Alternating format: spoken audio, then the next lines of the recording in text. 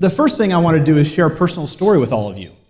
So about 10 years ago, I had this really, really bad pain down in my lower abdomen, ended up going to the emergency room, and as it turns out, my appendix ruptured.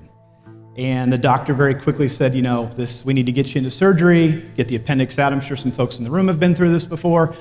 And the strangest thing happened right before I was to go into surgery. The doctor, she says, Chris, before we take you into surgery, I need to ask you a quick question. She says, how much have you saved for retirement? And I thought, what kind of question is that from a doctor?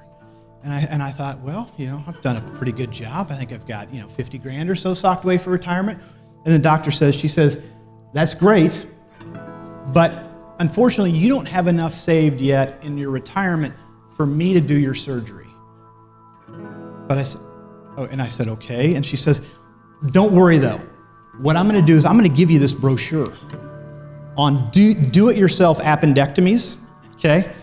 And if you'll study up on this brochure, maybe even do a little research on your own, you can figure this out and you can do your own appendectomy, okay? This is ludicrous, right? And clearly now I'm telling a made-up story, okay? But the effect has been made. This is how we treat investing and retirement savings in this country. If you don't have enough dough to get in the door of my firm before we started Blooom, or if you don't understand this stuff, regardless of whether or not you're any good at it, you are handed effectively a DIY brochure. Maybe a pat on the back and said, good luck.